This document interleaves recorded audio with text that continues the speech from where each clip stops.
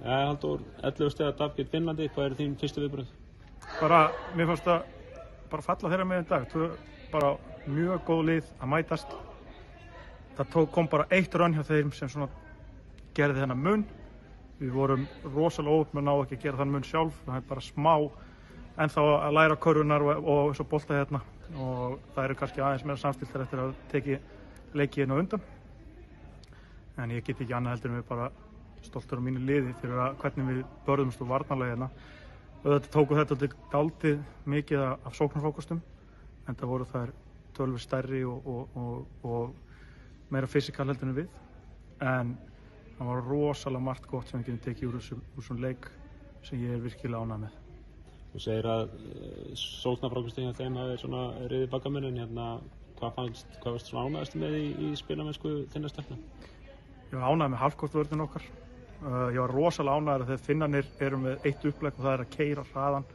Við sáum varandi Svíunum hérna bara jarða þær, hvort það hefði verið með 40-50 stig í hraðaflöpum. Það endaði með 13 sem ég er alveg vissum hafi verið skráð aðeins af því að ég taldi einhver 7-8. Þannig að við vorum að stoppa algjörlega þeirra upplegg. Við létum þær spila hálfum velli sóknarlega og þar vorum við að standa okkur virkilega vel og það var bara aðeins færri sóknarfráköst tryggja þetta þannig og þá hefðum við verið með þennan leik. Síðast þegar þessi lið mættust þá tapaði íslenska liðið með 60, núna er þetta 11.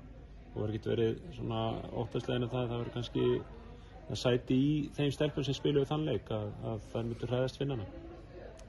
Nei, ekki ég held að það hafi bara trú á sér þessi stelpur. Það sé bara búin að bæta sér mikið á sínum félagsliðum.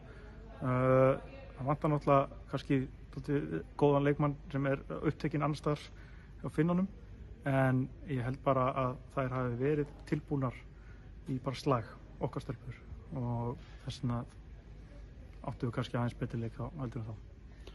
Næstu leikir á móti Svíum, þeir eru svolítið öðruvísi að því þeir eru að spila á mörgum leikmönnum þá skipta liðunum. Er það eitthvað vesen að skáta þær? Nei, við erum aðalega bara svo spenntir að skoða hvernig okkar leikur var hérna og hvað við vorum að gera í okkar uppleggi vel.